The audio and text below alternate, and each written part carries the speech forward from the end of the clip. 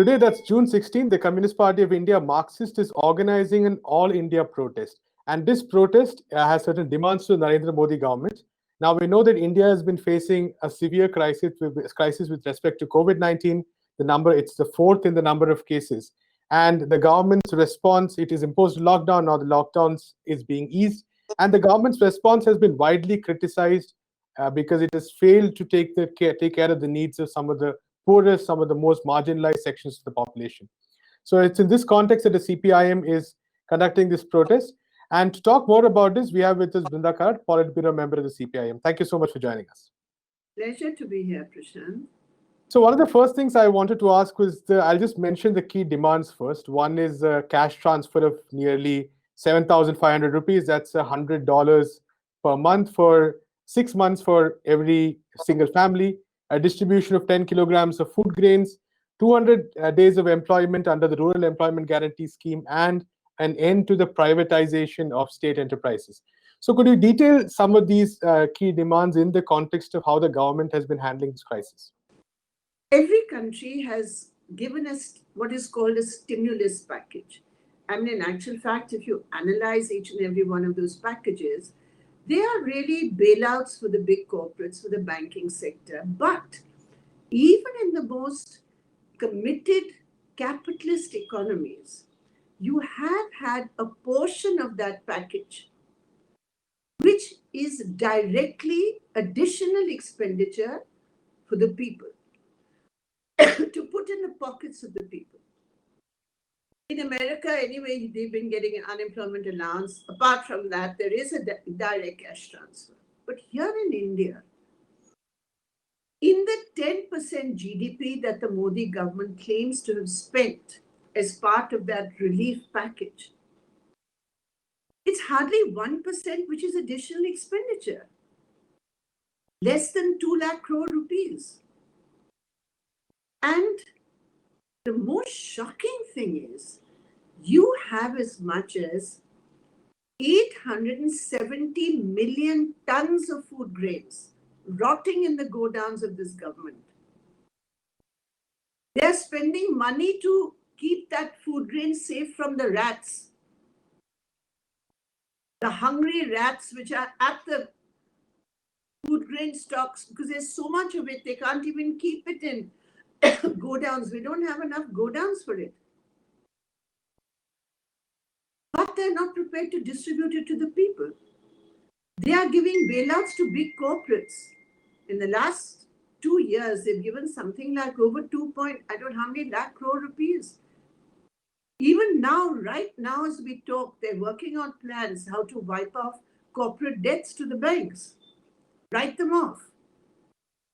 And yet they say they don't have money to transfer to the people. Now, apart from the fact that there's no ethics in this policy, there's no morality, there's not even iota of humanity. Forget all that. We don't expect these right-wing governments to have that.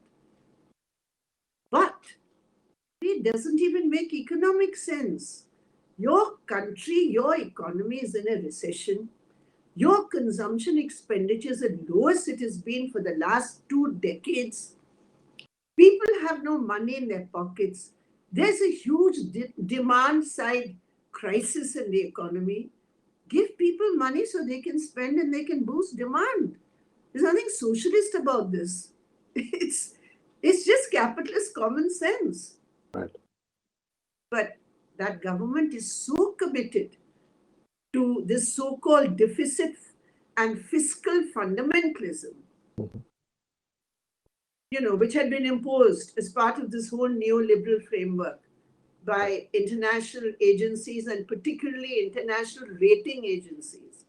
So this government is now deciding policies on the basis of international rating agencies, not on the basis of the needs of our people. That is what the protest was about today. Fundamental issues of survival. And we've got a huge response. Right.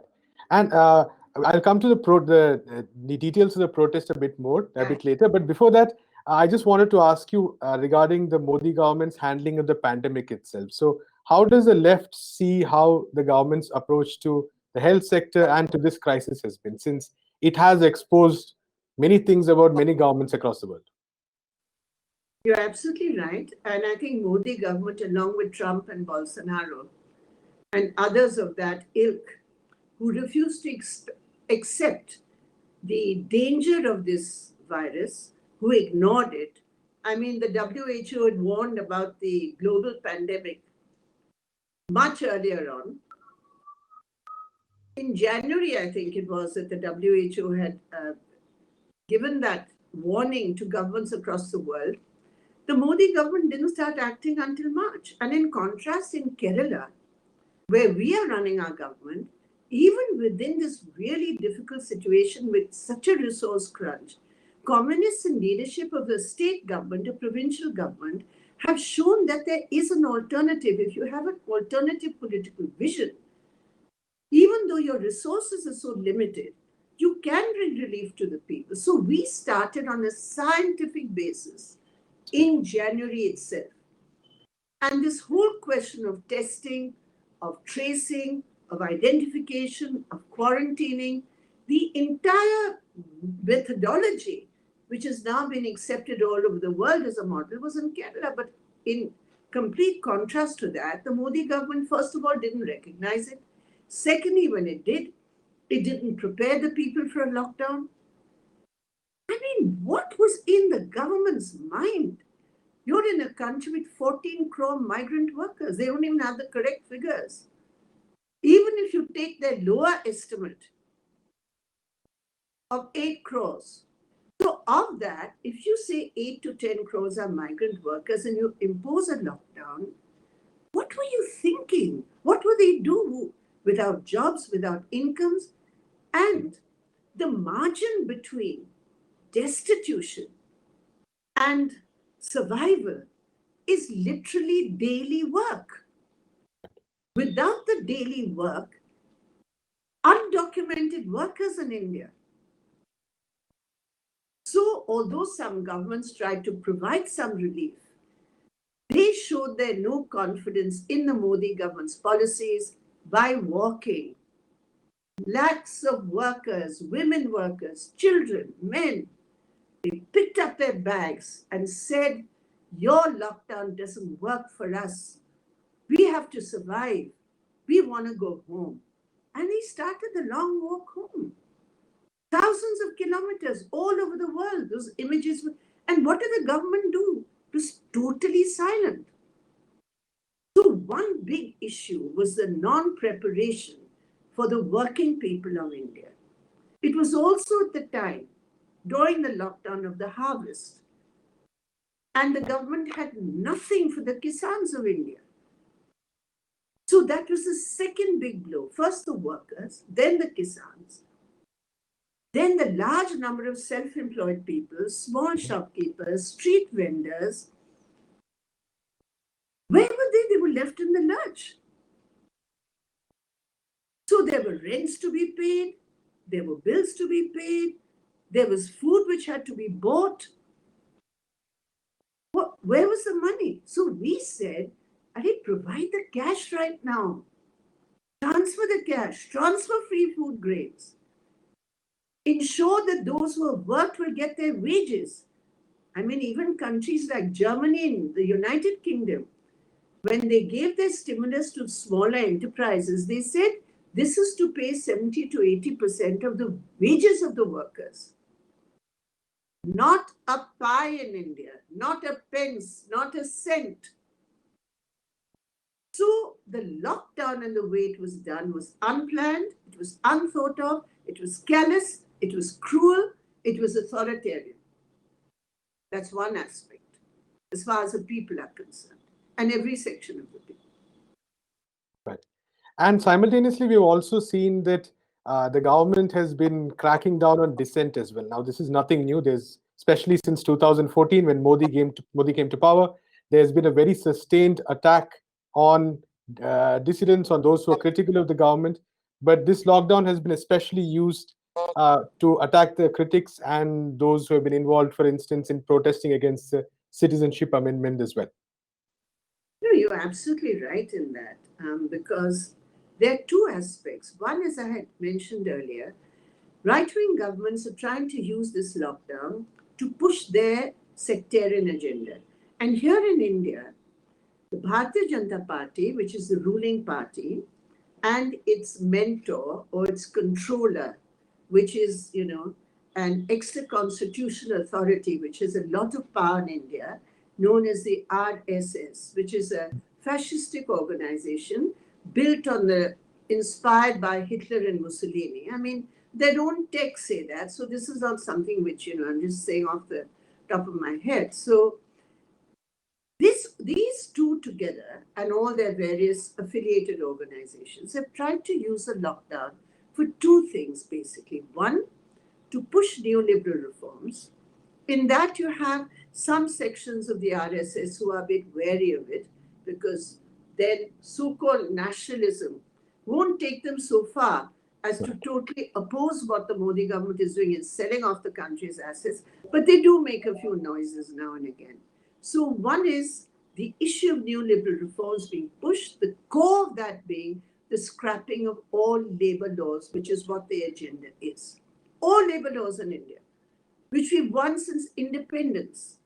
Today, we have governments in India, encouraged by the central government, which wants to bring back the 12-hour day and impose it and say, this is the way we're going to get investments who are going to be leaving China. So anyway, that's one aspect. The second is, you have very correctly pointed out, Prashant, is the clamping down on any kind of protest, any kind of dissidence. And this attack on democracy, in which very well-known human rights activists, fighters for the poorer sections of Indian society, the socially oppressed, the scheduled castes, the scheduled tribes, the Dalits and Adivasis, fighters for minority rights, they are being identified and they are being called anti-national and thrown into jail. And one of the most dangerous things which is happening right here in the capital of India is the arrest of so many hundreds of people who were if your audience will know that just before the lockdown, there was a huge movement in India on the issue of citizenship and how the Modi government was trying to attach religion and religious identity to the issue of Indian citizenship, which is actually the core of our constitution, which we are so proud of, that there's no religion attached to our state. And there's no religion attached to the rights of citizenship. It's absolutely secular. So they wanted to change that, discriminate against Muslims in the main.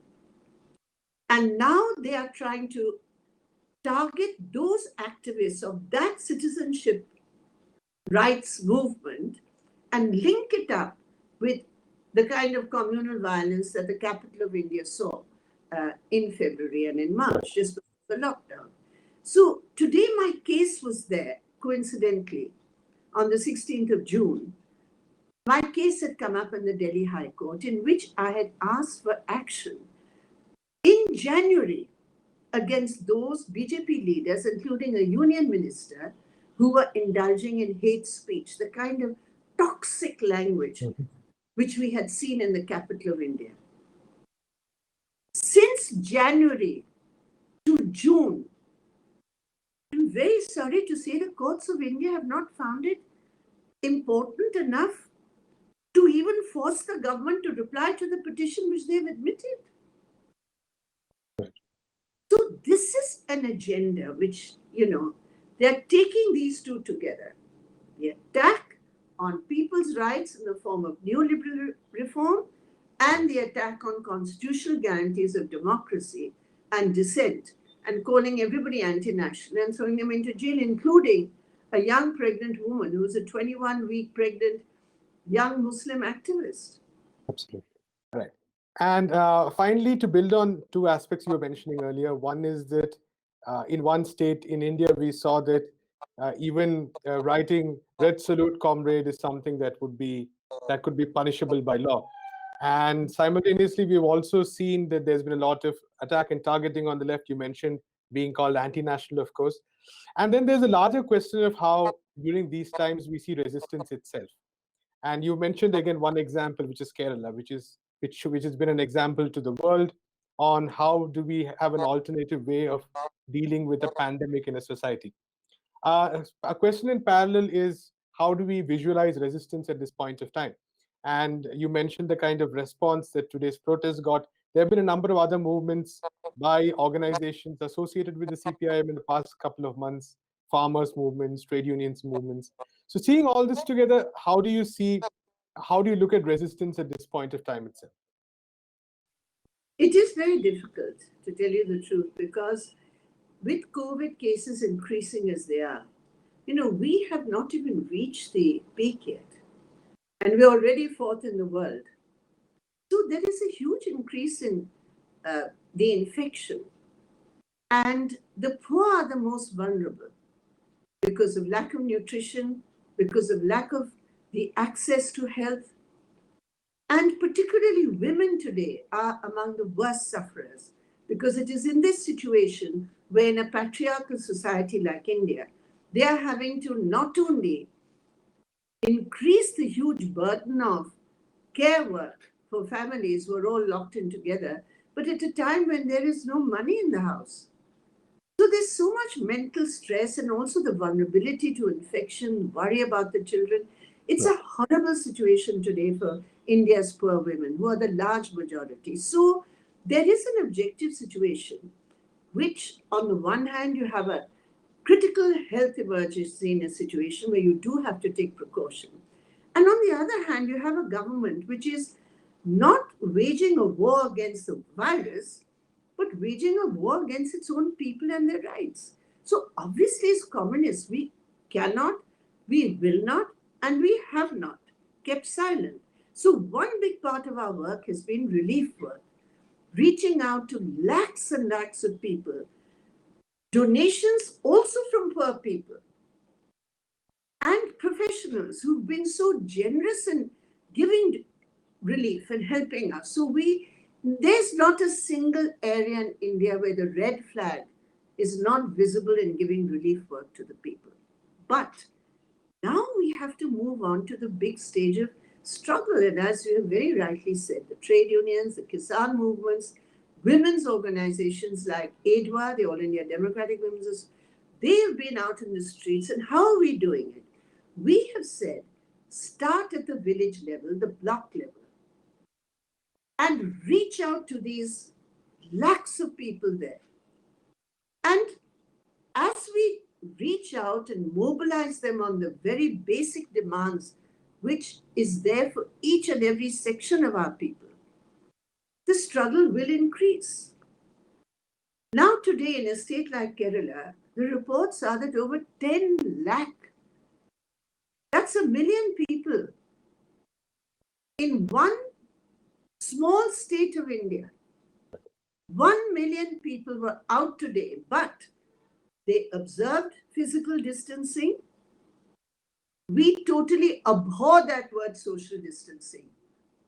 It is absolutely unacceptable. So physical distancing, wearing masks and doing all that, but reaching out to the people. And this can only grow. Resistance will grow. We cannot keep silent, because really, if the COVID's not going to get us, certainly hunger and the Modi government's policies are. Right. So we cannot keep silent on it. So that's the way forward. And I'm extremely encouraged and inspired by the protest today. It was absolutely, all villages, so many villages across India. And look at the contrast. Here we are out on the streets, and there's the Modi government. Not a pie for the people, but for one state of Bihar to buy these LED screens to have a leader in Delhi addressing a virtual rally. So they spent 144 crore rupees. How many million is that? You please calculate and see. To address 200,000 people. And here we were, with not a penny spent, lakhs of people, hundreds and thousands of communists and sympathizers and workers and peasants were out on the streets today. So just as globally in dealing with COVID, there's a difference between socialist countries and capitalist countries, so also in the resistance and the way you do it, you see the red flag and other progressive-minded people and citizens coming out in protest. And you look at these right-wing governments like Modi, who have no money for the people, and they spend hundreds and thousands of rupees to spread their toxic message, not to unite India, but to divide India. Thank you so much for talking to us. Thank you, Prashant.